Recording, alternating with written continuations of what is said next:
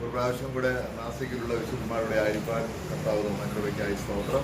एक बार फिर से नासिक मंडली में नासिक भाइयों के साथ संगति में अवसर दिया, इसके लिए प्रभु का धन्यवाद. കഴിഞ്ഞ ഒരു മാസം ആന്ധ്രയിലായിരുന്നു. एक महीना मैं आंध्रा में था. നിങ്ങൾ പ്രാർത്ഥിച്ചുകൊണ്ടിരുന്നു और आप लोग प्रार्थना में याद किया. ഞാൻ നന്ദിയെ പ്രകാശിപ്പിക്കുകയാണ്. और मैं इसके लिए वो धन्यवाद मैं बताना चाहता हूँ. നമ്മള് ദൈവദാസന്മാർക്ക് വേണ്ടി പ്രാർത്ഥിക്കുന്നതും ഒരു ശുശ്രൂഷയുടെ ഭാഗമാണ്. जब लोग प्रभु के दासों के लिए जब प्रार्थना करता है, वो एक सेवा का भाग है. അവന്റെ നാമത്തോട് കാണിക്കുന്ന എല്ലാ പ്രവൃത്തികൾക്കും പ്രതിഫലം തരാൻ ദൈവം വളരെ വിശ്വസ്തനാണ്. और हमारा प्रभु इतना विश्वास योग्य है कि उनके नाम में जो भी सेवा हम करते हैं और उनके इच्छा के अनुसार जो भी कार्य करते हैं, वो हमेशा प्रभु प्रतिफल देता ही है. നമ്മള് പാടുന്നതുപോലെ ദൈവത്തിന്റെ സ്നേഹം നമ്മുടെ ബുദ്ധിക്ക് അതീതമാണ്. जैसा हमने गीत गाया कि प्रभु का प्रेम बहुत गहरा है कि वो अवर्णन हम लोग वर्णन से भी बाहर है, हम लोग समझ भी नहीं सकते, उतना बड़ा है. നമുക്ക് വീണ്ടും അതിനെക്കുറിച്ച് തന്നെ നമുക്ക് ചിന്തിക്കാം. उसी विषय में थोड़ा आगे बढ़ेंगे हम लोग. നമ്മള് 2 കൊരിന്ത്യർ 5:21 വാക്യത്തിൽ നമ്മളിങ്ങനെ വായിക്കുന്നു. दूसरा कुरिन्थी 5:21 में हम लोग इस रीति से पढ़ते हैं. जो पाप से अज्ञात था उसी को हमारे लिए पाप ठहराया कि हम उसमें होकर परमेश्वर की धार्मिकता बन जाए. ഓക്കെ, നമുക്ക് ഈ വചനത്തിന്റെ അല്പം ഒരു വിശദീകരണം ആവശ്യമാണ്. ये वचन का बैकग्राउंड थोड़ा जानना जरूरी है.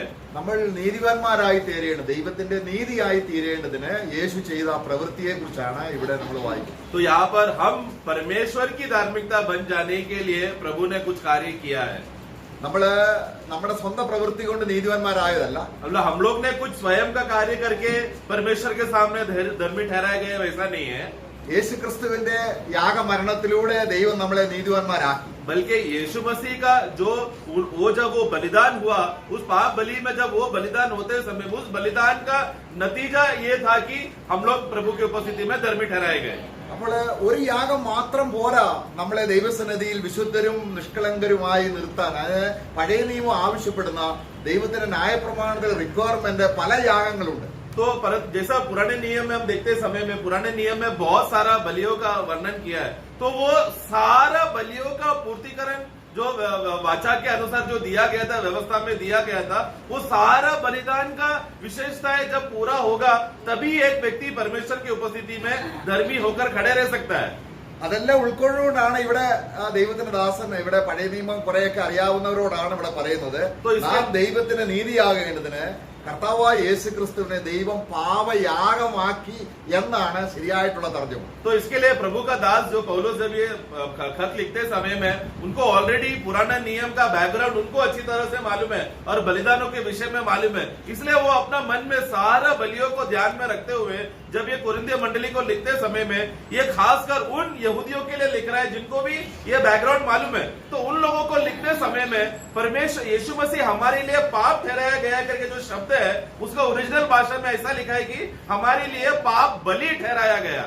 അപ്പോൾ ഒരു യഹൂദനെ നീതിമാനും വിശുദ്ധനുമായി ദൈവസന്നിധിയിൽ നിർത്തണമെങ്കിൽ പാപയാഗം മാത്രം പോരാ, അനേക യാഗങ്ങൾ അതിനോട് ബന്ധപ്പെട്ടുള്ളത് കൊണ്ട് നാം ആ വശങ്ങളിലൂടെ ഗ്രഹിച്ചെങ്കിൽ മാത്രമേ ദൈവാത്മാവ് ഇവിടെ എന്താണ് ഉദ്ദേശിക്കുന്നതെന്ന് മനസ്സിലാകൂ. तो एक यहूदी जानता है सिर्फ पाप बलि अकेला करने से वो परमेश्वर की उपस्थिति में कभी भी धार्मिक रीति से खड़ा रह नहीं सकता, निष्कलंक रीति से शुद्ध रीति से खड़ा रह नहीं सकता, उसको मालूम है. तो उसी रीति से हमें भी कुछ बातें बाकी बलियों के साथ का विषय में किस रीति से बातों को सब मिलकर कार्य होता है करके वो बात का बैकग्राउंड या उसका सही अर्थ हमें भी जानना जरूरी है. അപ്പൊ നമുക്ക് ലേവ്യ പുസ്തകം അതിന്റെ 7-ാം അധ്യായത്തിന്റെ 37-ാം വാക്യത്തിൽ ദൈവം ആവശ്യപ്പെട്ട ബലി ഏതൊക്കെയാണ് എന്ന് അവിടെ നമുക്ക് കാണാം. तो इस विषय के लिए जो धार्मिक रीति से निष्कलंक रीति से और पवित्र रीति से खड़े रहने के लिए हम लोग खड़े हो सके, उसके लिए क्या क्या बलियों का जरूरत है करके लेविया का पुस्तक 7वां अध्याय में हम पढ़ते हैं.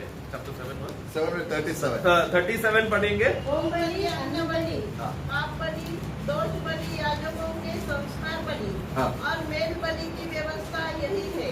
ഓക്കെ, അപ്പൊ എത്ര യാഗമുണ്ട്? तो वहाँ पर कितना बलिया है अभी? എത്ര ബലിയുണ്ട് അവിടെ? നമ്മൾ എത്ര എണ്ണം വായിച്ചു? हमने कितना पढ़ा अभी? 6 എണ്ണം ഉണ്ട്. 6 है वहाँ पे. അഞ്ചെണ്ണമാണ് പ്രധാനമായിട്ടും വേണ്ടത്. तो उसमें से 5 लेवी का पुस्तक में जब पढ़ते समय में पहला 5 अध्याय में 5 मुख्य और मूल बलियां है जो हम लोग को स्वाभाविक रीति से हम जानते हैं. അപ്പോൾ ഒരു യഹൂദൻ ദൈവസന്നിധിയിൽ നേരോടെ നിൽക്കണമെങ്കിൽ तो एक यहूदी व्यक्ति परमेश्वर की उपस्थिति में धार्मिक रीति से अगर खड़ा रहना है तो പാപബലിയുണ്ട്, उसके लिए पाप बलि है, അകൃത്യയാഗമുണ്ട്, अधर्म बलि है, പിന്നെന്തുണ്ട്? दोष बलि है, പിന്നെന്തൊക്കെയാണ് ഉള്ളത്? और क्या है? मेल बलि है, സമാധാന യാഗമുണ്ട്, मेल बलि है, ദഹനയാഗമുണ്ട്, अन्न बलि है, ഭോജനയാഗമുണ്ട്. होम बलि है. ഈ 5 കൂട്ടം യാഗം പഴയ നിയമത്തിൽ ഒരു യഹൂദൻ അർപ്പിക്കുമ്പോഴാണ് അവൻ ദൈവസന്നിധിയിൽ നേരുള്ളവനായി സത്യവാനായി നീതിമാനായി നിൽക്കുന്നത്. तो ये 5 बलियां मिलकर जब एक यहूदी व्यक्ति परमेश्वर की उपस्थिति में आते समय में ये 5 बलि जब अर्पण करते समय में तभी वो परमेश्वर की उपस्थिति में एक सच्चा यहूदी या एक सच्चा भक्त के रीति से खड़ा रहता है. അപ്പോൾ നമ്മുടെ കൊരിന്ഥ ലേഖനത്തിൽ കർത്താവ് പാപബലി മാത്രമാണോ ആയത് നമുക്ക് വേണ്ടി? तो इसलिए इस अर्थ में हम लोग बात को मन में रखते हुए दूसरा कोरिन्थी 5:21 में हमने जो पढ़ा कि यीशु मसीह हमारे लिए सिर्फ पाप बलि बना उतना ही सीमित है क्या हो? नहीं. പഴയ നിയമത്തിൽ ഏതെല്ലാം യാഗങ്ങളുണ്ടോ അതെല്ലാം ക്രിസ്തുവിൽ നിവൃത്തീകരിക്കപ്പെടണം. तो इसके लिए यहाँ जब लेविया का पुस्तक में 5 बलियों के बारे में बोलते समय में ये 5 बलियां वास्तव में क्या है? ये सिर्फ छाया है जो एक दिन आने वाला मसीहा आकर सब बातों को पूरा करेगा. അപ്പോൾ നമ്മളെ ദൈവസന്നിധിയിൽ വിശുദ്ധരും നിഷ്കളങ്കരുമായി നിർത്താൻ तो हमें परमेश्वर की उपस्थिति में निष्कलंक रीति से और बिना कोई कपट का रीति से दाग या जूरी के रीति से हमें खड़ा रखना है तो നമുക്ക് വേണ്ടി എന്തൊക്കെയായി തീർന്നു? हमारे लिए प्रभु क्या क्या कौन सा प्रकार का बलिया बन गया? ഇതെല്ലാം ക്രിസ്തുവിൽ നിവൃത്തിയായി. तो ये सब बलिया मसीह में पूरा हो गया. കാരണം നമുക്ക് പാപബലിയാകാൻ കഴിയില്ല.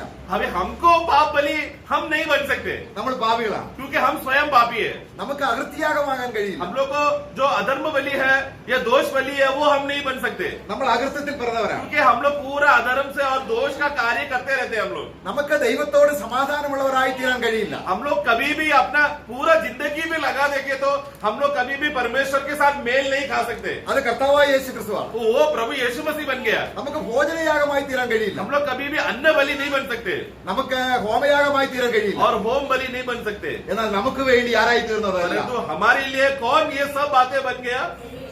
मैं. ഈ വിശ്വാസം നമ്മുടെ ഉള്ളിലേക്ക് വരും. ये विश्वास को हम मान रहे और अंगीकार कर रहे स्वीकार रहे. നമ്മളിവിടെ നീതിമാന്മാർ മാത്രമല്ല, तो हम लोग केवल धर्मी लोग हैं उतना ही नहीं. യാഗങ്ങളുടെ വിശുദ്ധീകരണം നമ്മള് ലേവ്യ പുസ്തകത്തിന്റെ അതേ അർത്ഥത്തിൽ നമ്മൾ എബ്രായ ലേഖനം അത് ശരിക്കും പഠിപ്പിക്കുമ്പോൾ तो जैसा लेवियों का पुस्तक में बलियों के विषय में बोला गया है उसका नया नियम का अर्थ को जब हम इब्रानियों का पुस्तक में पढ़ते हैं നമ്മളതിന് 2-ാം അധ്യായം എബ്രായ 2:11 വാക്യത്തിൽ വായിക്കുന്നത് इब्रानियों 2:11 में हम इस रीति से पढ़ते हैं क्योंकि पवित्र करने वाला हाँ। और जो पवित्र किए जाते हैं हाँ। सब एक ही मूल से है. इस അപ്പോൾ कारण യേശുക്രിസ്തുവിന്റെ ശരീരയാഗത്തിലൂടെ നമ്മളെ യേശുക്രിസ്തു വിശുദ്ധീകരിച്ചു എന്നാണ് വായിക്കുന്നത്. वहाँ पर देखो यीशु मसीह का बलिदान के द्वारा वहाँ पर क्या हो गया? यीशु मसीह जो पवित्र करने वालों पवित्र करने वाला वहाँ पर एक्चुअली अलग करने वाला अर्थ में आना चाहिए. तो वो अलग करने वाला उस बलिदान के द्वारा कुछ लोगों को उसने अलग किया. അപ്പൊ നാം നീതിവാന്മാർ മാത്രമല്ല, तो हम लोग दूसरा कोरिन्थी 5 में हमने क्या पढ़ा? हम लोग केवल बलिदान की वजह से धर्मी हो गए. केवल उतना ही नहीं, हम लोग पवित्रता में अलग भी हो गए अभी प्रभु के लिए. നമ്മൾ എബ്രായ ലേഖനം 10-ാം അധ്യായം 10-ാം വാക്യത്തിൽ വായിക്കുകയാണ്. അത് പിന്നെയും हम लोग इब्रानियों 10:10 में वही बात फिर से हम पढ़ते हैं. ईश्वर से हम यीशु मसीह की देह के हाँ। एक ही बार बलिदान ആ, चढ़ाने ഒരു യാഗത്തിലൂടെ एक ही बलिदान से പഴയ നിയമത്തിൽ എത്ര യാഗമുണ്ട്? पुराने नियम में कितना बलिया पढ़ा हमने? ഈ 5 യാഗവും ഒരു ശരീരയാഗത്തിൽ നിവൃത്തീകരിക്കും. तो वो 5 बलिया जो पुराने नियम में था वो यीशु मसीह के एक शरीर के अर्पण में एक ही बलि में 5 मौजूद है उसमें. ഇതൊരു യഹൂദൻ വിശ്വസിക്കുമ്പോൾ ये जब एक यहूदी विश्वास करेगा അവൻ അക്ഷയമായി ഒരു കുഞ്ഞാടിനെ യാഗമർത്തുകൊണ്ട് वो तो क्या करेगा? शारीरिक रीति से एक मेमना को लेकर आएगा അവനെ ദൈവസന്നിധിയിൽ നീതിമാനും വിശുദ്ധനുമാകുകയാണ്. और वो परमेश्वर के सामने जब ये 5 बलियां अर्पण कर रहा है तो वो क्या हो रहा है? वो धार्मिकता में सिद्ध भी हो रहा है और अपने आप को अलगवाई में पवित्र जीवन भी जी रहा है. പുതിയ നിയമത്തിൽ नए नियम में ഈ ആട്ടുംകുട്ടിയായി ദൈവം തന്റെ പുത്രനെ തന്നെ തന്നുകൊണ്ട് परमेश्वर ने क्या किया? एक ही बलि 5 बलियों को मिक्स करके एक ही में तो यीशु मसीह जो खुद एक मेमना बनकर आया അവൻ ആരായി തീർന്നു? वो कौन बन गया? പാപബലിയായി, वो क्या क्या बना हमारे लिए? पाप बलि बना, പിന്നെ എല്ലാ യാഗങ്ങളും और वो सब प्रकार का बलिया जो लेवी या पुराने नियम में वर्णन किया है वो सब एक ही में आ गया। അപ്പോൾ യേശുവിനെ നമ്മൾ ഉൾക്കൊള്ളുമ്പോൾ, तो इसलिए जब हम यीशु को स्वीकारते हैं, യേശുവിനെ നമ്മൾ കൈക്കൊള്ളുമ്പോൾ, यीशु मसीह को हम मानते हैं, കർത്താവ് രക്ഷിതാവുമായി നമ്മൾ സ്വീകരിക്കുമ്പോൾ, वो हमारा प्रभु है, वो हमारा उद्धार करता है, ऐसा मानकर जब हम विश्वास करते हैं, ദൈവം നമ്മളെ മക്കളും വിശുദ്ധരും നിഷ്കളങ്കരുമായി കാണാൻ കാരണം യേശുവിന്റെ യാഗമാണ്. तो क्योंकि हमने यीशु को विश्वास करने की वजह से परमेश्वर कहता है कि तुम मेरे बेटे हो, तुम लोग धर्मी हो चुके हो, तुम लोग पवित्र हो गए हो, अलग हो गए हो। ये सब क्यों प्रभु पिता परमेश्वर मान रहे हैं? क्योंकि उसके लिए बलि यीशु मसीह ने चढ़ाया। കാരണം ഇന്ന് ദൈവമക്കൾ എന്ന് വിളിക്കപ്പെടുവാൻ ദൈവം എത്ര സ്നേഹം, ഈ സ്നേഹത്തിന് പിന്നിൽ എന്താണ്? യേശുവിനെ യാഗമാക്കിയതാണ്. देखो परमेश्वर ने हमसे प्रेम करने के लिए या हम उनके संतान बन जाने के लिए पिता परमेश्वर ने हमसे कितना प्रेम किया, अपना पुत्र को बलिदान के रूप में अर्पण किया। उसमें वो कितना प्रेम मौजूद है उसमें। അതുകൊണ്ടാണ് നമ്മൾ ദൈവത്തെ ആരാധിക്കുന്നത്. इसीलिए तो हम लोग परमेश्वर का आराधना करते हैं। ഒരു പാപി ദൈവത്തെ ആരാധിക്കാൻ ദൈവം ആവശ്യപ്പെടുന്നില്ല. एक परमेश्वर कभी भी एक पापी को बोलता नहीं है, तू मेरा आराधना कर। മിസ്രൈമിൽ എവിടെയെങ്കിലും ദൈവത്തെ ഇസ്രായേൽ മക്കൾ ആരാധിച്ചോ? एक मिस्र देश में जब इजरायली लोग बंदी गृह में फंसे हुए थे, तभी परमेश्वर ने इजराइल से मांग किया कि आराधना करो बोल के? ദൈവം ആവശ്യപ്പെട്ടില്ല. परमेश्वर ने मांग नहीं किया। ഞങ്ങൾ ഒരു കുഞ്ഞാടിനെ അറുത്ത് हम लोग एक मेमना को वध करके പെസഹ ആചരിച്ച് सोन का पर्व मनाएंगे। 3 ദിവസം വഴിദൂരം നടന്ന് 3 दिन का यात्रा चलकर ഞങ്ങൾ മരുഭൂമിയിൽ हम लोग जंगल में വേർപാട് अलग होकर സകലത്തിൽ ഈജിപ്തിൽ നിന്ന് വേർപെട്ട് सब प्रकार का मिस्र का सब प्रकार का तत्वों से बाहर निकलकर ദൈവത്തിന്റെ സ്വന്തം ജനമായി വിശുദ്ധീകരിക്കപ്പെട്ടവരായിട്ടാണ് ഞങ്ങൾ ദൈവത്തെ ആരാധിക്കുന്നത്. परमेश्वर का खुद का लोग बनकर एक अलग होकर पवित्र जीवन के आधार पर हम लोग उस प्रभु के लिए हम आराधना करने जा रहे हैं।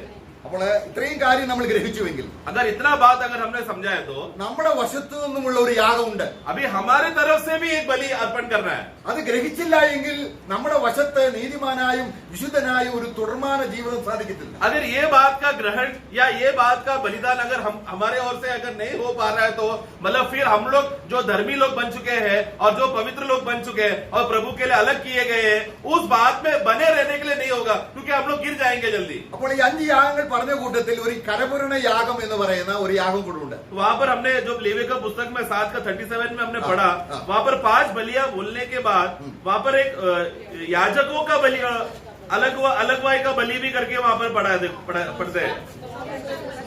संस्कार मतलब उनको अब अर्पण किया, समर्पण किया हुआ बलि, संस्कार बलि। അതൊരു യഹൂദൻ ചെയ്യേണ്ട കാര്യമല്ല. देखो ये बलि यहूदी नहीं करता है, അത് ദൈവത്തിന് വേണ്ടി ആ പുരോഹിതന്മാരായി തീർന്നവർ ചെയ്യേണ്ട കാര്യമാണ്. ये कौन करेगा? यहूदी लोग का झुंड में से जो लेवी गोत्र में जो याजकीय सेवा का पद में आ चुका है, वही लोग कर सकते हैं। ഇത് നമ്മളോടുള്ള ബന്ധത്തിൽ तो ये हमारा विषय में देखा जाए तो നമ്മളെല്ലാം പുരോഹിതന്മാരായിരിക്കുന്നത് കൊണ്ട് नए नियम के विश्वासी सब लोग कौन है? याजकीय सेवा का पद में आ चुके हैं। ഈ ഒരു യാഗം നമ്മളെയൊക്കെ മനസ്സിലാകുന്നില്ല എങ്കിൽ तो ये बलि उस 5 बलि के साथ हमें ये बलि भी हमें करना है करके या इसका भाग भी है करके अगर नहीं समझेंगे तो അഹരോനും കുടുംബവും പ്രത്യേകം ചെയ്യേണ്ട ഒരു കർമ്മമാണ് 8ാം അധ്യായത്തിൽ കരപൂരണ യാഗം. तो 8वां अध्याय जो पढ़ते समय में लेविया का 8 में इस प्रकार का संस्कार बलिया याजकों को अर्पण करने वाला बलि ये अहरोन और उसका परिवार को कंपल्सरीली जरूरत से करना ही था। ये एक व्यवस्था उनको दिया था। അഹരോനും മക്കളും എന്ത് ചെയ്യണം? अहरोन और उनके बच्चे क्या करना है? പൗരോഹിത്യ ശുശ്രൂഷ. क्योंकि तुम लोग अभी याजकीय सेवा में तुम लोग प्रवेश कर रहे हो, അവർ അഭിഷേകം പ്രാപിച്ച് वो लोग अभिषेक प्राप्त करके നമ്മൾ അതിന്റെ 8ാം അധ്യായത്തിൽ വായിക്കുന്നുണ്ട്. 8वां अध्याय में हम पढ़ते हैं, അതിന്റെ 12ാം വാക്യം. 12 पढ़ना। और उसके अभिषेक के तेल में से कुछ अरुण के सिर पर डालकर उसका अभिषेक करके उसे पवित्र कर दिया।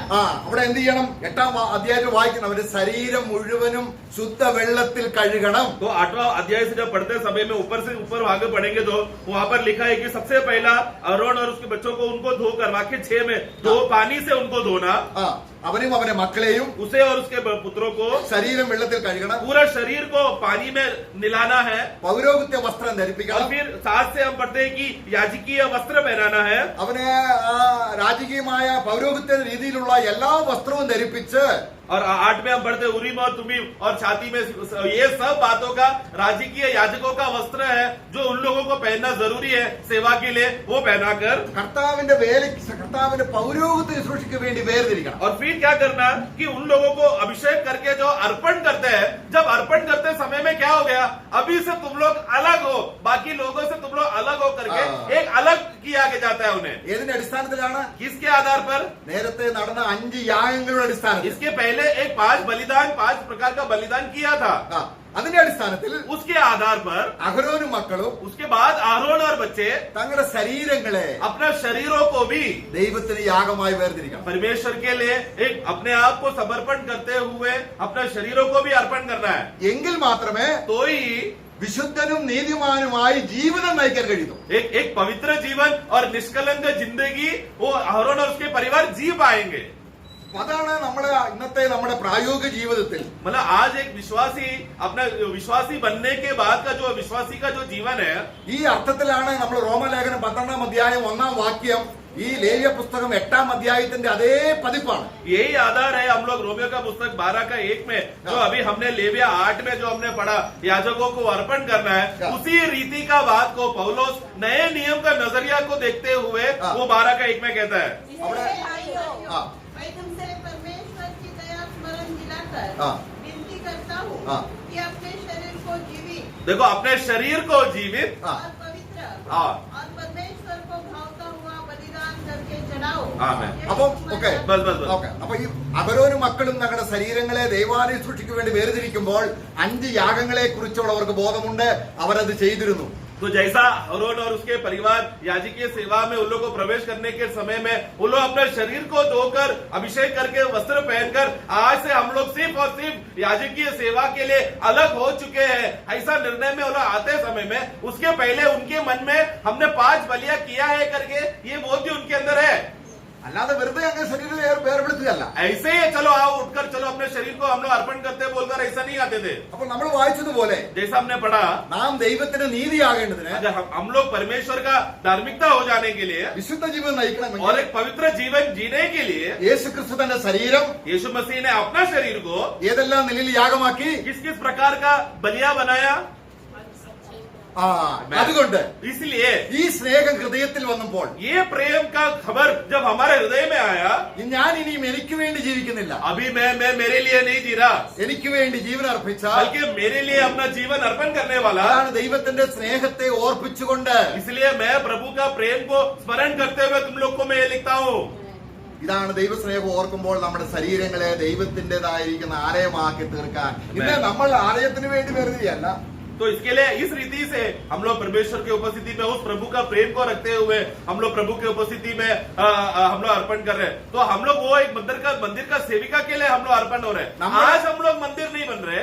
അല്ല, നമ്മള് ഒരു സേവയ്ക്ക് വേർതിരിക്കുകയല്ല. तो आज मतलब सॉरी, आज हम लोग जैसा पुराने नियम में सेवा के लिए अलग करता था, वो व्यक्ति वैसी ही सेवा करता, उस रीति से शारीरिक रीति से नहीं कर रहे अलग भाई, നമ്മുടെ ശരീരത്തെ മന്ദിരമായി വേർതിരിക്കുകയാണ്. बल्कि अपना शरीर को ही एक मंदिर बनाकर अलग कर रहा है. Praise the Lord. मैं എങ്ങനെയാണ് ആത്മാവ് നമ്മിൽ വസിക്കുന്നത്? आत्मा हमारे अंदर कैसा बसता है. ഈ 5 യാഗങ്ങളെ കുറിച്ച് അറിഞ്ഞില്ലെങ്കിൽ ആത്മാവ് നമ്മളിൽ വരില്ല. ये 5 बलियों का सही अर्थ अगर हम समझ में नहीं आएंगे तो आत्मा हमारे में निवास नहीं करेगा. റോമലേഖനം 8-ാം അധ്യായം 3-ാം വാക്യത്തിൽ ഈ 5 യാഗങ്ങളുടെ സ്മരണയാണ്. കാരണം ന്യായപ്രമാണത്തിന് കഴിയാഞ്ഞതിനെ സാധിപ്പാൻ. तो रोमियो का पुस्तक 8 का 3 पढ़ते समय में ये 5 बलियों का बात वहाँ पर कहता है कि हमारे शरीर दुर्बल होने की वजह से व्यवस्था का जो मान था हमारे दुर्बल शरीर नहीं कर पाया.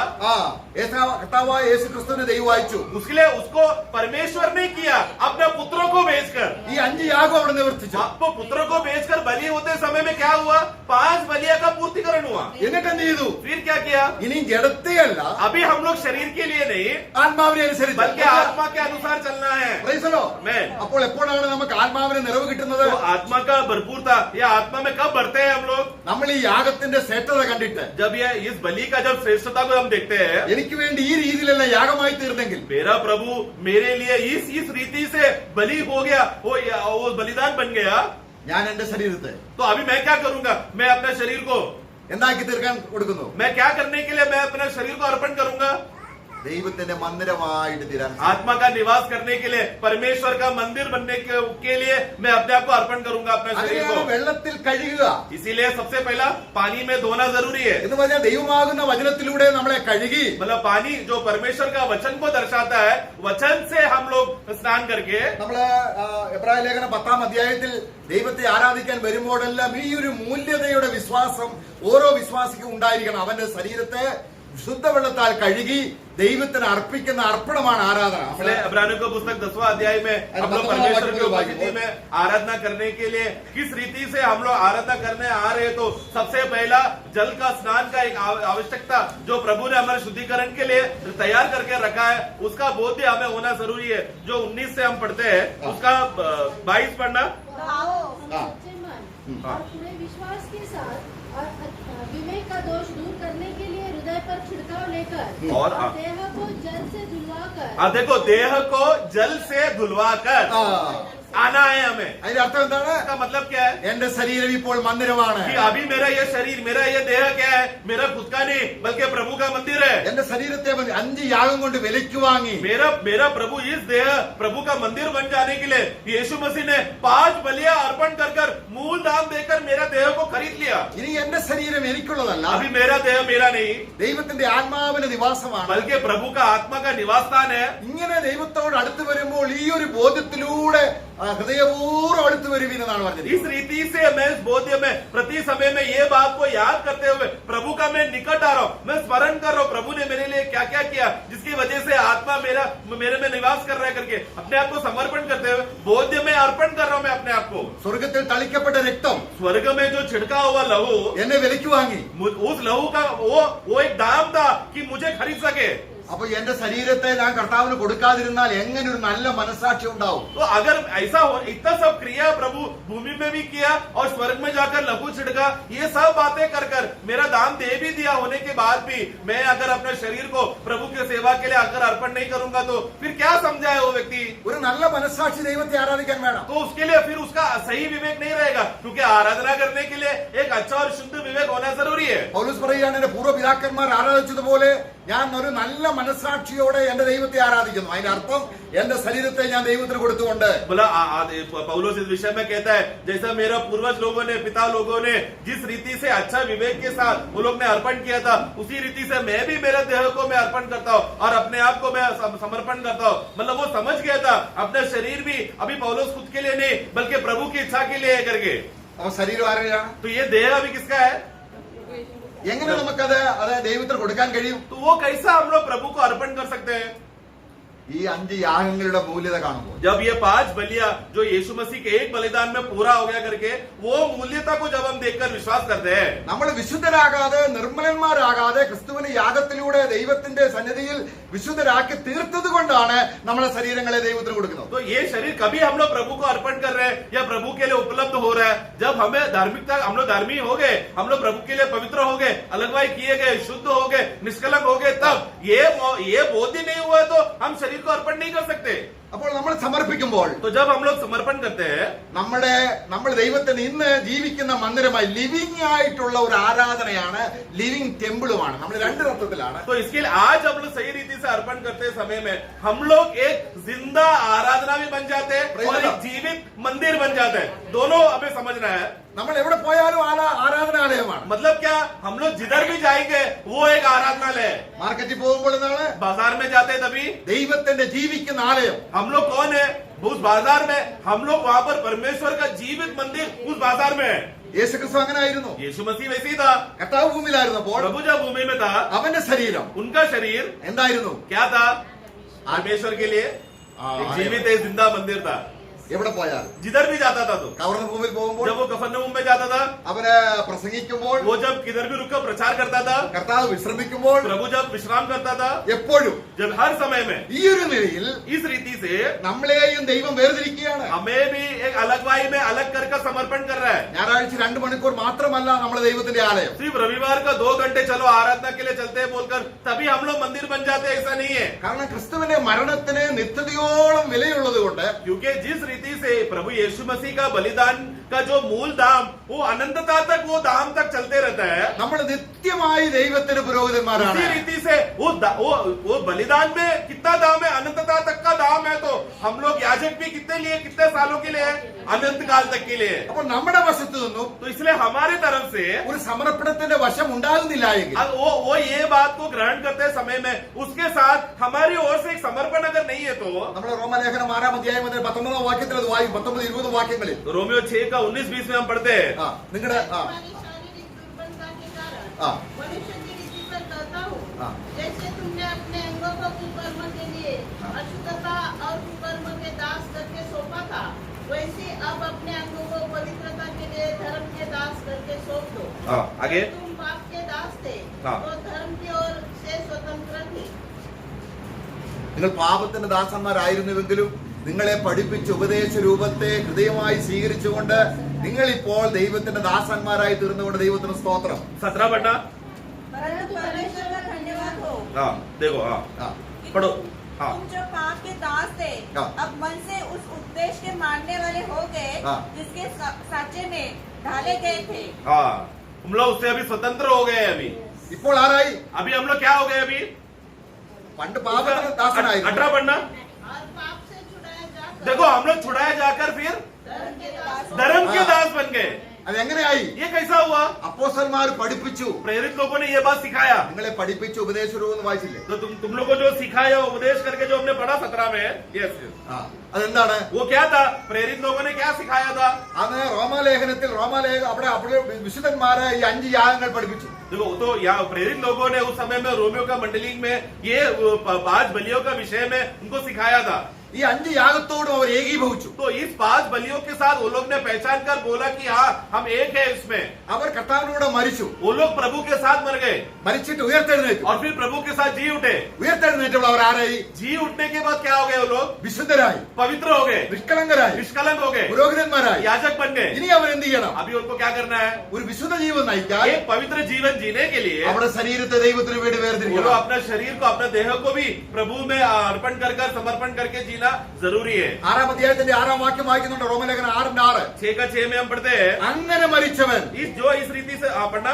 हम जानते हैं कि हमारा पुराना मनुष्य को उसके साथ क्रूस पर चढ़ाया गया। അവ കർത്താവായ യേശു ക്രിസ്തു ക്രൂശിൽ മരിച്ചപ്പോൾ ഏതെല്ലാം യാഗമാണ് അവിടെ നിവർത്തിച്ചത് നമുക്ക് വേണ്ടി? तो जब प्रभु यीशु मसीह क्रूस पर मरा, उन्होंने अपना देह को अर्पण किया। अर्पण करते समय में वो एक बलि होकर मरा। कौन सा बलि होकर मरा?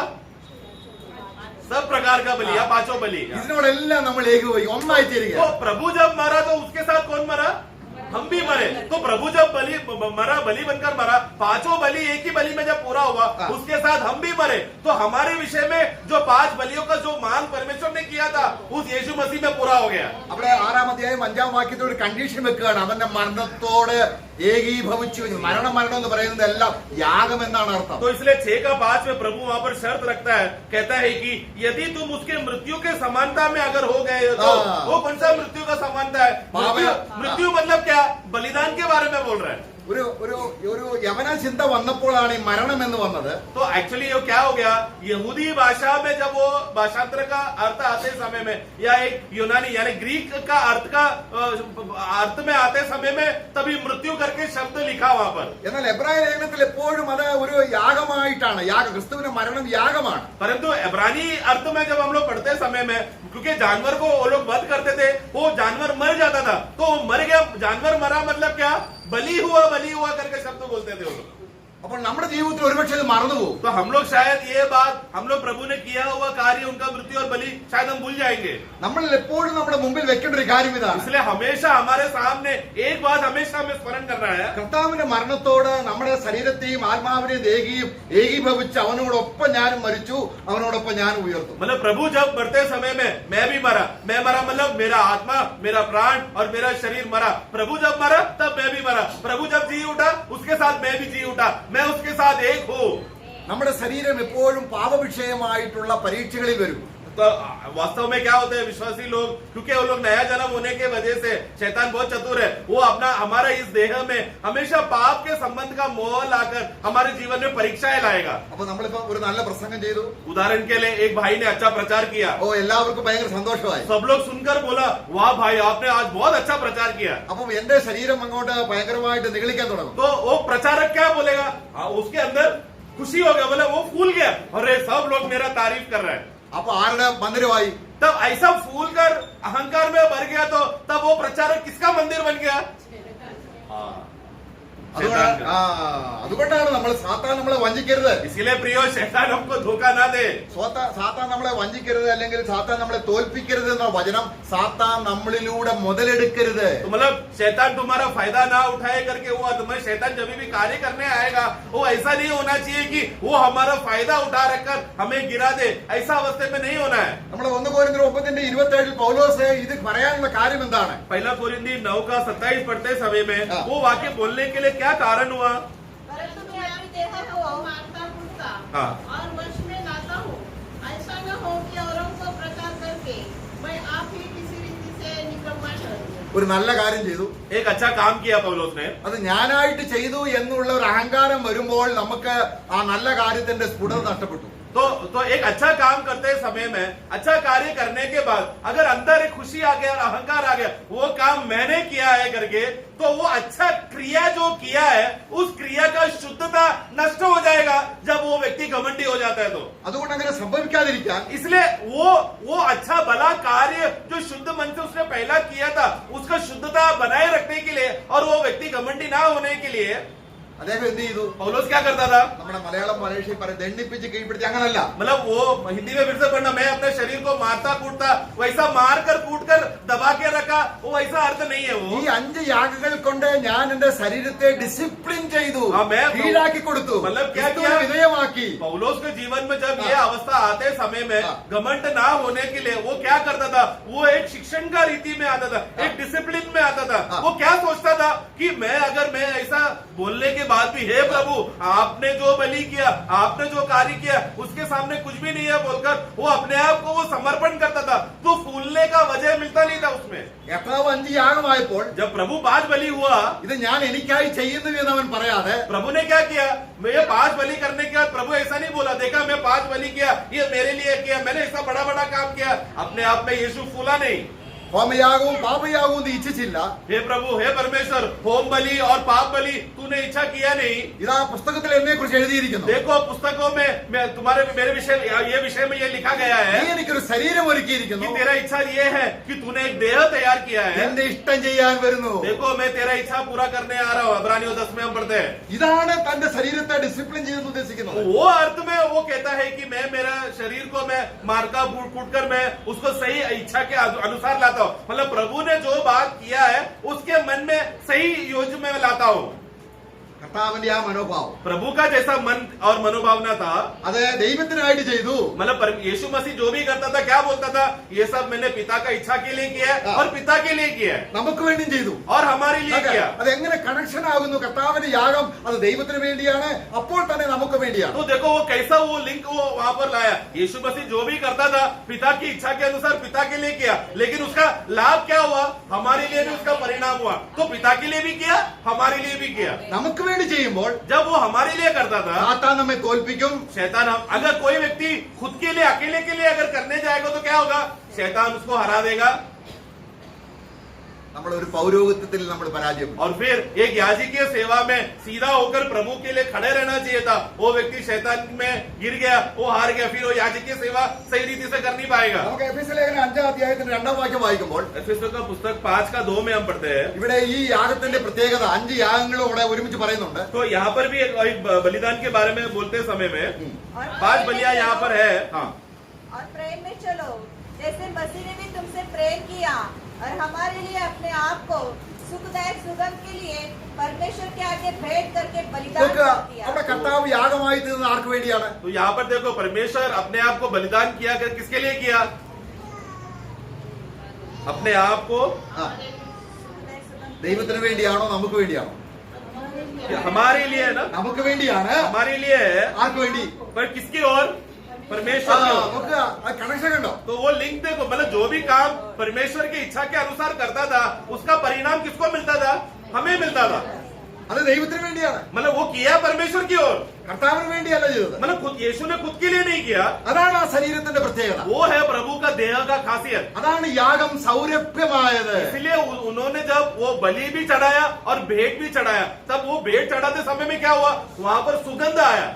ഇവിടെ വഴിപാടും എന്നും യാഗമെന്നും രണ്ട് വാക്ക് നിങ്ങൾ ശ്രദ്ധിച്ചിട്ടുണ്ടോ? वहां पर हिंदी में वो एक्चुअली क्या आना चाहिए? मैंने प्रभु के लिए भेंट भी चढ़ाया और बलि भी चढ़ाया, ऐसा दो शब्द अलग अलग आना चाहिए।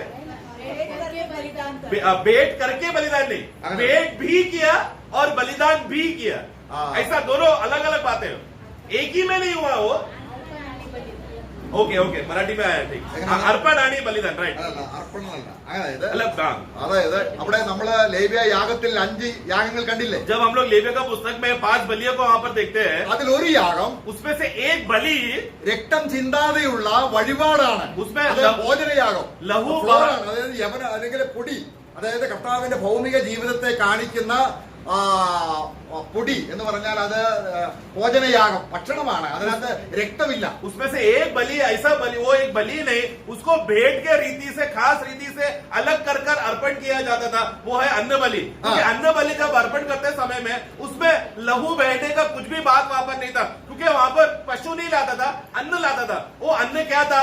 वो आटा लाता था, जो मैदा है, वो जो आटा है, वो आटा क्या रहेगा? वो पाउडर के फॉर्म में रहता है। जो आटा शुरुआत में, वो आटा क्या दिखाता है?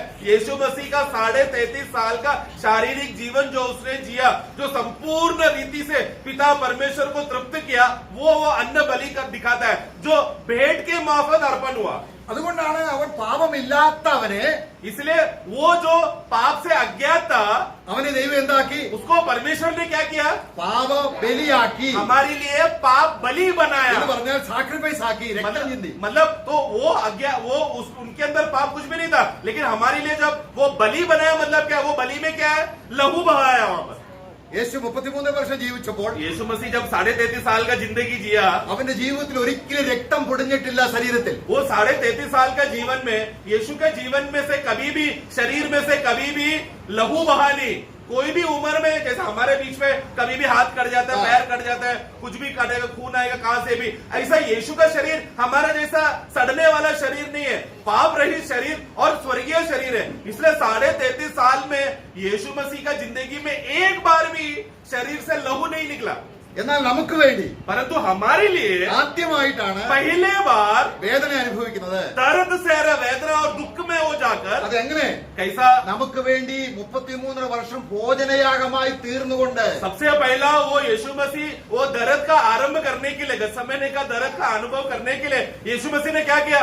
33.5 साल का उन्होंने अपने आप को भेंट के रीति में पिता परमेश्वर को निष्कलंक रीति से समर्पण किया। वो भेंट में वो अन्न बलि का बातों को पूरा किया। അതാണ് ഇവിടെ നമ്മൾ വായിക്കുന്നത്. എഫെസ്യ ലേഖനം 5:2 वो വായിക്കുന്നത്. अभी हमने एफिसों का पुस्तक 5:2 में हम पढ़ते हैं कि वो വഴിപാട്, भेंट भी चढ़ाया പിന്നെ പറയുന്നത് യാഗം, और രക്തം ചിന്തി. फिर उन्होंने बलिदान भी किया। बलिदान किया मतलब क्या?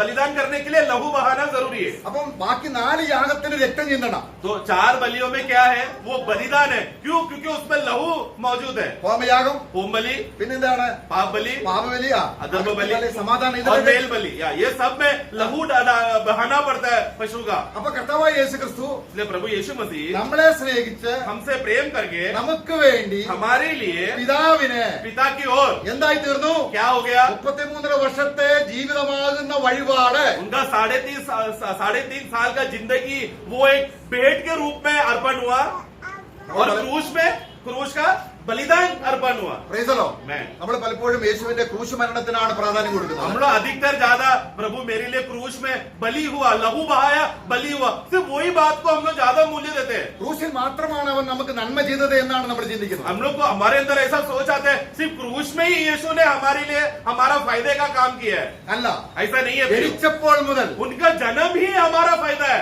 അവന്റെ ജീവിതം നമുക്ക് വേണ്ടിയായിരുന്നു. उनका 33.5 साल का जिंदगी हमारे लिए था, നാം അവനാൽ ജീവിക്കേണ്ടതിന്. ताकि हम उनके द्वारा जी सके। പ്രൈസലോ. ഒന്നാമത് പാപയാഗമായി തീർന്ന് एक है वो पाप बलि बना, പിന്നെ അകൃത്യയാഗമായി തീർന്നു, अधर्म दोष बलि बना, നമുക്ക് സമാധാനയാഗമായി തീർന്നു, मेल बलि बना, നമുക്ക് होमयाग, ഹോമയാഗമായി और തീർന്നു. होम बलि बना. നമ്മുടെ ഇപ്പോഴത്തെ ജീവിതത്തിൽ परंतु अब जो हम जिंदगी जी रहे हैं അത് ഭോജനയാഗമായി തീരേണ്ടത്. वो एक अन्न बलि के रूप में भेंट चढ़ाया जाने के लिए നമ്മളെ സ്നേഹിച്ച് हमसे प्रेम करके, എന്നിട്ട് ഈ കാര്യങ്ങൾ അറിയുമ്പോൾ സ്നേഹത്തിൽ നടപ്പീൻ എന്ന് പറഞ്ഞാൽ ആത്മാവിൽ നടപ്പീൻ എന്നാണ്. तो ये बात को समझकर तुम लोग क्या करना है मेरे प्रिय बच्चों, तुम लोग प्रेम में चलो. प्रेम में चलो मतलब क्या? आत्मा के नियंत्रण में. आत्मा तुमको ये सारा बलियों का प्रकाश करते हुए तुम चलो. तो प्रेम में चलो मतलब पिता परमेश्वर ने यीशु को जो बलिदान किया है वो प्रेम उसमें मौजूद है, जो आत्मा समझाएगा. ഈ സ്നേഹം നമ്മുടെ ഉള്ളിൽ കൊണ്ടുവരുന്നത് ആരാണ്? ये प्रेम हमारे अंदर कौन ला रहा है? റോമാലേഖനം 5-5 വാക്യം. रोमियो 5:5 में हम पढ़ते हैं, ക്രിസ്തു നമുക്ക് വേണ്ടി വഴിപാട് യാഗവുമായി തീർന്നു എന്നുള്ള സ്നേഹം ദൈവത്തിന്റെ പരിശുദ്ധാത്മാവ് ഹൃദയത്തിൽ എത്തുമ്പോൾ यीशु मसीह ने जो हमारे लिए भेंट भी किया और बलिदान भी हुआ, ये बात का प्रेम, पवित्र आत्मा हमारा उस प्रेम को हमारे आत्मा जब आत्मा में उंडेला गया है. पढ़ना 5 का 5. क्योंकि पवित्र आत्मा जो हमें दिया गया है उसके द्वारा परमेश्वर का प्रेम हमारे मन में डाला गया है. हमारे अंदर उंडेला गया है, डाला गया है. ആത്മാവിൽ നടക്കണമെങ്കിൽ നമുക്ക് കർത്താവ് എന്ത് ചെയ്യണം? तो आत्मा में अगर हमको चलना है तो पहला प्रभु को क्या करना पड़ेगा? എഫെസ്യ ലേഖനം 5:2 एफेसो 5 का 2. സ്നേഹത്തിൽ നടക്കുക എന്ന് പറഞ്ഞാൽ प्रेम में चलना मतलब क्या? ആത്മാവിൽ നടക്കുക, मतलब आत्मा में चलना. ആത്മാവിന് ഫലം പുറപ്പെടുവിക്കണമെങ്കിൽ आत्मा का फल अगर प्रकट होना है तो നമ്മളെ കർത്താവ് യാഗത്തിലൂടെ വേർതിരിക്കണം. हमें प्रभु बलिदान के द्वारा हमें अलग करना होगा, അത് കർത്താവ് ചെയ്തു കഴിഞ്ഞു. जो प्रभु ने कर दिया. പക്ഷേ നമ്മുടെ ശരീരം परंतु हमारा ये देह, ഇപ്പോഴും നമ്മുടെ മാത്രമായിരിക്കുമ്പോൾ ये शरीर हमारा अभी भी हमारा है बोलकर उस विचार में हम जी रहे हैं. ദൈവത്തിന്റെ സ്നേഹം കണ്ടിട്ട് ഒരു വേർപാട് വന്നില്ല. प्रभु का प्रेम देखने के बाद भी अभी से मैं अलग वाई जीवन जीऊंगा, एक पवित्र जीवन जीऊंगा, ऐसा विचार अगर नहीं आ रहा है तो അതാണ് നമ്മള് എബ്രായ ലേഖനം 10:19 വാക്യം. इब्रानियों 10 का 19. നിങ്ങളുടെ ശരീരങ്ങളെ വെള്ളത്തിൽ കഴുകി, അതായത് ലേവ്യ പുസ്തകം 8-ാം അധ്യായത്തിലുള്ള അതേ കാര്യം. मतलब हमने 10 का जो हमने 22 में हमने पढ़ा कि अपने शरीरों को शुद्ध पानी से उसको धोया करके, मतलब क्या? हमारे शरीर को प्रभु की उपस्थिति में एक भेंट के रीति में हम अर्पण कर रहे हैं, एक अलगवाई कर रहे हैं, अलग कर रहे हैं. റോമാലേഖനം 12:1 അത് തന്നെയാണ്. ये बात जो हमने इसका यही अर्थ था जो हमने लेविया में पढ़ा, और यही अर्थ है रोमियो 12 का 1 में भी हम पढ़ते हैं. എത്ര ശ്രേഷ്ഠമായ കാര്യമാണ്. कितना श्रेष्ठ बात है प्रिय प्रभु हमारे लिए किया है. നമുക്ക് എങ്ങനെയാണ് ഈ ദൈവത്തിന്റെ സ്നേഹം നമ്മളെ സ്പർശിച്ചുവോ? क्या सचमुच प्रभु का प्रेम ने हमें छुआ है क्या? നമ്മുടെ ഉള്ളം തുറന്നു കൊടുക്കണം. इसलिए सचमुच हमारा अंदरूनी बात को, सचमुच अपना प्राण को, हृदय को पूर्ण रीति से खोलना है प्रियो. നമ്മൾ അവിടെ 2 കൊരിന്ത്യർ 5:17 എന്താണ് വായിച്ചത്? 17 വായിച്ചത് നമ്മള് ദൈവത്തിന് നീതിയായി തീരേണ്ടതിന്. जैसा हमने 2 कोरिन्थी 5:21 में पढ़ा, ताकि हम परमेश्वर का धार्मिकता बन जाने के लिए, നാം ദൈവത്തിന് വിശുദ്ധരായി തീരേണ്ടത്, हम परमेश्वर के लिए पवित्र हो जाने के लिए. കർത്താവായ യേശു തന്റെ ജനത്തെ വിശുദ്ധീകരിക്കും നഗരവാതിൽ പുറത്തു വെച്ച് കഷ്ടം അനുഭവിച്ചു. ये प्रभु यीशु मसीह अपने लोगों को पवित्र करने के लिए वो फाटे के बाहर जाकर, तंबू के बाहर जाकर हमारे लिए कष्ट सहा. इब्रानियों का पुस्तक 13 अध्याय में पढ़ते हैं. ഇപ്പോൾ നമ്മൾ ആരാണ്? परंतु अब हम कौन है? നമ്മുടെ ശരീരത്തെ हमारा देह को ദൈവത്തിനായി അർപ്പിച്ചുകൊണ്ട് परमेश्वर को जो अर्पण किया है, ദൈവാലയമായി തീരണം. अभी हम लोग मंदिर बन जाना है. അപ്പോൾ എന്താണ് സംഭവിക്കുന്നത്? अब क्या होगा? അവന്റെ മന്ദിരത്തിൽ ദൈവം വസിക്കും. उस मंदिर में, इस प्रकार का मंदिर में परमेश्वर निवास करता है. നമ്മളെ ദൈവത്തിന് നമ്മളെ 1 പത്രോസ് 2-ാം അധ്യായത്തിൽ നമ്മളത് വായിക്കുന്നു. पहला पत्रोस 2 में 2 अध्याय में हम पढ़ते हैं, നാം ജീവനുള്ള കല്ലായ അവന്റെ അടുക്കൽ വന്നിട്ട് जीवित पत्थरे बनकर प्रभु को उपस्थिति में आकर, वाक्य 5 में, आप जीवित पत्थरों के समान हाँ. आत्मिक घर बनते जाते हो. देखो आत्मिक घर बनते जा रहे हो. आगे इससे याजकों का पवित्र समाज बनकर हाँ. ऐसे आत्मिक बलिदान चढ़ाओ हाँ. जो यीशु मसीह के द्वारा हाँ. परमेश्वर को ग्राह्य है. Praise the Lord. Amen. നമ്മൾ എങ്ങനെയാണ് ദൈവത്തിന്റെ പുരോഹിതന്മാരായി തീർന്നിരിക്കുന്നത്? हम लोग कैसा परमेश्वर का याजकों का समाज बन चुके हैं. 12 മറ്റു ഗോത്രങ്ങളിലുള്ളവർ ആരും പുരോഹിതന്മാരല്ല. देखो इस्राइल में बाकी 12 गोत्र याजक लोग नहीं है. അവര് ശരീരത്തെ വേർതിരിച്ച് പ്രത്യേക പൗരോഹിത്യം ചെയ്യണ്ട. वो बाकी के 12 इजरायली गोत्र अपने आप को, अपना देह को अलग करके एक बलिदान अर्पण करके समर्पण करने का कोई बलि करने का जरूरत नहीं है उनको. അവർ 5 യാഗം അർപ്പിച്ചാൽ उनको മാത്രം बस 5 बलि किया काफी है. എന്നാൽ നമുക്ക് എക്സ്ട്രാ ഒന്നും കൂടെ ഉണ്ട്. पर हमारे लिए खास एक एक्स्ट्रा स्पेशल हमको दिया है. അതെന്താണ്? वो क्या है? ഈ 5 യാഗങ്ങളുടെ അടിസ്ഥാനത്തിൽ നമ്മുടെ ശരീരങ്ങളെ ദൈവത്തിന് വിശുദ്ധമായ യാഗമായി അർപ്പിക്കണം. तो वो 5 बलि के साथ साथ जैसा सिर्फ अरोन और उसके बच्चों को अलगवाई कर याजकीय पद के लिए किया था, उसका नया नियम का तत्व में हम आते हैं. वो 5 बलि जो यीशु मसीह ने एक बलिदान में पूरा किया, जिसके वजह से हमें क्या करना है, अपने शरीरों को प्रभु के लिए जीवित रूप में अर्पण करें, ताकि परमेश्वर के लिए प्रसन्न बलि और भेंट रीति से अर्पण हो सके. നമ്മളെ 1 കൊരിന്ത്യർ 6 അധ്യായത്തിലെ ഒരു വാക്യം കൂടെ വായിച്ച് അവസാനിപ്പിക്കാം. पहला कोरिन्थी 6 में भी हम पढ़ेंगे एक वाक्य. ആകയാൽ നമ്മുടെ ശരീരത്തോടുള്ള നമ്മുടെ മനോഭാവം, इसलिए हमारे देह के विषय में या शरीर के विषय में हमारा मनोभावना യേശു കർത്താവിന് അവന്റെ ശരീരത്തോടുണ്ടായിരുന്ന അതേ മനോഭാവമാണ്. जैसा यीशु मसीह ने जिंदगी दुनिया में जीते समय में उन्होंने अपने शरीर को कैसा विचार करके जिया, वैसा विचार हमें करना है. യേശുവിന്റെ രൂപത്തോട് നമ്മളെ അനുരൂപമാക്കുകയാണ് ദൈവം. क्योंकि परमेश्वर क्या कर रहा है, यीशु मसीह के रूप में हमें अनुरूप कर रहा है. നമ്മുടെ അതിന്റെ 1 കൊരിന്ത്യർ 6 അധ്യായം पहला कोरिन्थी 6 का അതിന്റെ 13-ാം വാക്യവും 14-ാം വാക്യവും വായിക്കുമ്പോൾ 13 और 14 भोजन पेट के लिए और पेट भोजन के लिए है, परंतु परमेश्वर इसको और उसको दोनों को नष्ट करेगा. परंतु देखा व्यभिचार के लिए नहीं, वरन प्रभु के लिए है. ശരീരം ആർക്കാണ്? ദുർനടപ്പിന്. ദുർനടപ്പ് എന്ന് പറഞ്ഞാൽ നമ്മൾ ഉദ്ദേശിക്കുന്ന നമ്മുടെ ഇഷ്ടം പോലെ ജീവിക്കാനല്ല ശരീരം. तो मतलब वो वहां पर जो शरीर किसके लिए नहीं है, व्यभिचार मतलब क्या, मेरे मन में मैं मेरे शरीर से क्या क्या कर सकता हूँ उसके लिए नहीं है शरीर. व्यभिचार मतलब मैं अपने आप को गंदा किया वैसा नहीं, मैं मेरे शरीर का अपना फायदे के लिए कैसा भी मैं इस्तेमाल कर सकूं, उसके लिए नहीं है ये देह. എന്റെ ശരീരം मेरा देह किसका है? ദൈവത്തിന്റെ മന്ദിരമാണെങ്കിൽ अगर वो परमेश्वर का मंदिर है तो കർത്താവ് ആ മന്ദിരത്തിന് വേണ്ടിയാണ്.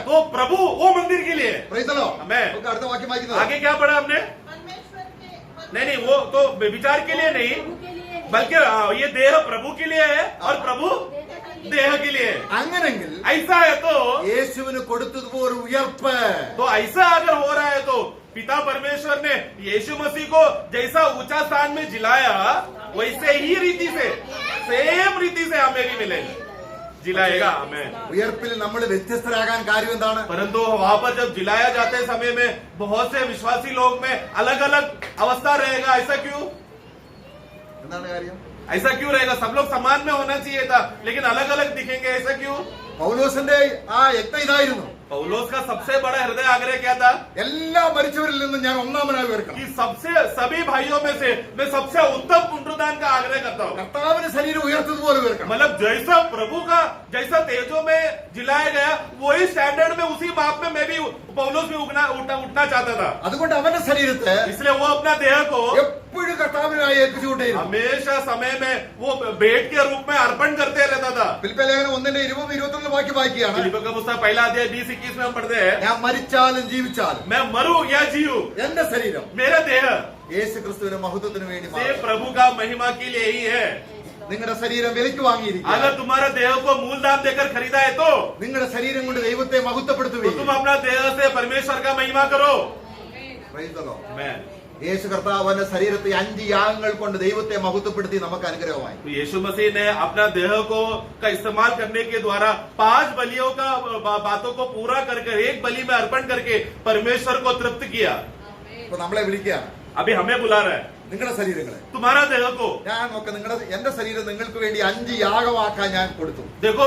यीशु वहां पर क्या कह रहे हैं, यीशु हमारे विषय में क्या कह रहे हैं, हे मेरे प्रिय भाइयों, देखो मैंने मेरा देह को पिता परमेश्वर की इच्छा के अनुसार अपना देह को 5 बलि का पूर्तिकरण के लिए मैंने अपना देह को अर्पण किया. അതുകൊണ്ട് നമുക്ക് എന്ത് നന്മയുണ്ടായി? जिसकी वजह से हमें फायदा क्या मिला, നാം വിശുദ്ധരായി, हम लोग पवित्र बन गए, നമ്മള് നിർമ്മലരായി, हम लोग निर्मल हो गए, നമ്മുടെ പേര് സ്വർഗത്തിൽ എഴുതി, हमारा नाम स्वर्ग में लिखा गया है. നമ്മളെ ദൈവം മക്കളെന്നാണ് വിളിക്കുന്നത്. परमेश्वर अभी हमें बेटा करके बुला रहा है, നമുക്ക് ആത്മാവിനെ തന്നു. हमें आत्मा दिया. ഇതെല്ലാം ക്രിസ്തുവിന്റെ യാഗം കൊണ്ടുണ്ടായതാണ്. ये सब यीशु मसीह का बलिदान का पूर्तिकरण की वजह से.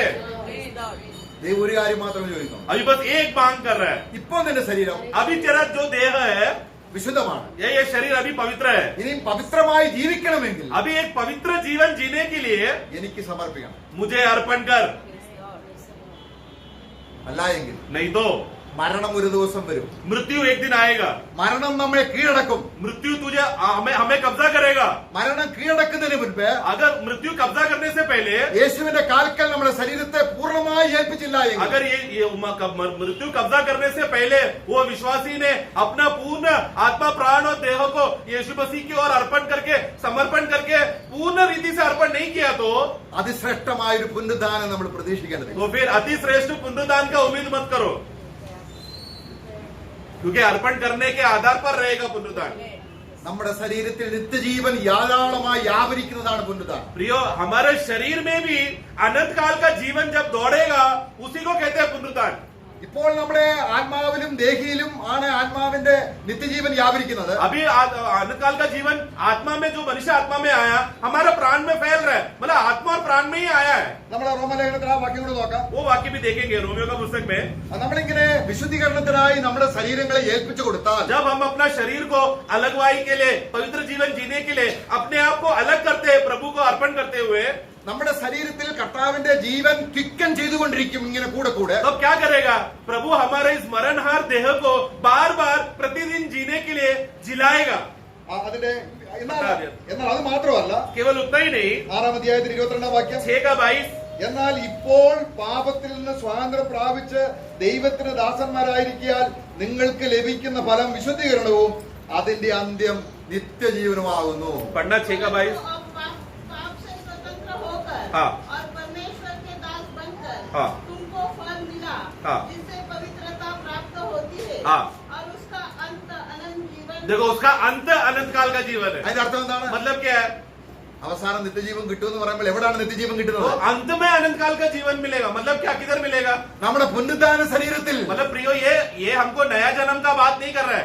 नया जन्म में ऑलरेडी हमको अनंत काल का जीवन हमारे आत्मा में आ गया है. हाँ. और आज प्राण का उद्धार में अनंत काल का जीवन आत्मा से बहकर प्राण में बह रहा है. लेकिन अंत में मिलेगा. मतलब क्या?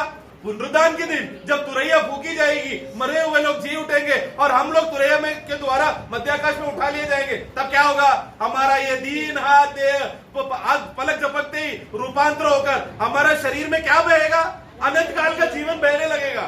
അതിന്റെ സമൃദ്ധി उसका सामर्थ യേശുവിൽ ഒഴുകുന്നത് പോലെ जिसका जैसा यीशु में अभी भी बह रहा है ദൈവദാസന്മാരിൽ ഒഴുകുകയാണ്. और प्रभु के दासों में भी बह रहा है. കാര്യം എന്താണ്? कारण क्या है? അവരുടെ ശരീരത്തെ അവർ ദൈവത്തിന് കൊടുത്തുകൊണ്ടേയിരുന്നു. क्योंकि वो लोग ने क्या किया? अपना देह को भी, अपना शरीर को भी प्रतिदिन अर्पण करते हुए देते जा रहा था, समर्पण करते जा रहा था. അതാണ് 6:22 വിശുദ്ധീകരണത്തിന്റെ ഫലം എന്താണ്? तो 6:22 में देखो पवित्रता का फल क्या है? നമ്മൾ പുനരുദ്ധാനം പ്രാപിക്കുമ്പോൾ जब हम लोग पुनरुद्धान होंगे, നമ്മുടെ ശരീരം ഭയങ്കരമായ തേജസ്സിന്റെ നിത്യഘനം കൊണ്ട് നിറയും. हम लोग हमारे शरीर भी तेजस से और एकदम तेज चमक से महिमा से भरकर वो पूरा शरीर में तेज का वजन आ जाएगा. തേജസ്സിൽ മേൽ തേജസ് പ്രാപിച്ച് और हम लोग महिमा से महिमा प्राप्त करते जाएंगे. എങ്ങനെയാണ് തേജസ്സിനെ തേജസ് പ്രാപിക്കുന്നത്? कैसा हम लोग महिमा से महिमा में बढ़ते जाएंगे? ഈ ശരീരത്തെ 5 യാഗങ്ങൾ കർത്താവ് ചെയ്തതുകൊണ്ട്, അർപ്പിച്ചതുകൊണ്ട് ഞാൻ ആ ശരീരയാഗത്തെ മാനിച്ച് എന്റെ ശരീരത്തെ കർത്താവിനായി വിലയ്ക്ക് വാങ്ങിയതുകൊണ്ട് കൊടുക്കും. जब एक विश्वासी ये बात समझकर विश्वास करके मानता है कि यीशु मसीह के एक बलिदान में परमेश्वर ने मांग किया हुआ 5 बलिदान पूरा हो गया, वो बात को देखते हुए हे प्रभु, क्योंकि आपने वो सारा बात को पूरा किया, मैं अपना देह को भी आज अर्पण करता हूँ. जिस रीति से मेरा आत्मा प्राण और देह तीनों अभी पूर्ण रीति से अर्पण हो गया करके उस बोध को देखते हुए प्रभु का आगमन तक या तुरैया फूकने तक वो अर्पण करते प्रतिदिन जीते जा रहा है. അങ്ങനെ നമ്മൾ കൊടുക്കുമ്പോൾ ऐसा न्यौछावर करते रहेंगे तो ആത്മാവ് പ്രത്യാശ നൽകുന്ന ആത്മാവ്, तो हमको आशा से भरने वाला आत्मा, ആത്മാവിന്റെ പ്രത്യാശ നമ്മളിൽ അധികമായി കർത്താവ് വരുന്നു എന്നുള്ള പ്രത്യാശ കൊണ്ട് അധികമായി നമ്മൾ वो നിറയും. आशा का आत्मा हमारे अंदर आशा तैयार रहो. देखो प्रभु आया बोलकर आशा हमारे अंदर बढ़ते रहेगा. പ്രിയമുള്ളവരെ, നമ്മളെ കർത്താവ് വിളിച്ചിരിക്കുന്നത് ഈ അനുഗ്രഹിക്കപ്പെട്ട തേജസ്കരണത്തിനാണ്. इसलिए प्रियो, प्रभु ने हमको क्यों बुलाया है कि एक दिन हम लोग महिमा में रूपांतर होने के लिए, ना? आमेन. ദൈവത്തിന്റെ ആ പദ്ധതിയുടെ ആ അവസാന നിമിഷത്തിലേക്ക് നമ്മൾ എത്തുകയാണ്. इसलिए प्रियो, हम एक ऐसा समय में जी रहे हैं कि वो अंत का समय, वो महिमा का समय, उस पल में हम पहुंच चुके हैं. अभी ഇന്നോ നാളെ അത് സംഭവിക്കാം. आज या कल हो जाएगा वो संभव. പക്ഷേ നമ്മൾ തേജസ്സിൽ മഹത്വമില്ലാത്തവരായി ഡിമ്മായി തീരാൻ പോകാൻ കാരണം परंतु आज प्रभु अगर आज आया या कल आया या तुरंत आया, हम लोग उठा लिए जाएंगे, ये तो सच है. लेकिन उठा लिया जाने के बाद तेजस में चमक अगर कम रहा, महिमा में हमारा प्रकाश कम रहा, उसका कारण कौन रहेगा? അതിന്റെ കാരണങ്ങളാണ് നമ്മൾ ഇത് ചെയ്തത്. तो वो उस दिन हम लोग कम तेजस में नहीं लेकिन बड़ा प्रकाश में चमकना है। तो आज हमने सुना हुआ वचन को अनुभव में लाना है। നമ്മളെ ദൈവം വിളിക്കുകയാണ്. प्रभु हमें बुला रहा है തേജസ്സിന്മേൽ कि महिमा से महिमा में तुम लोग आओ बढ़ो।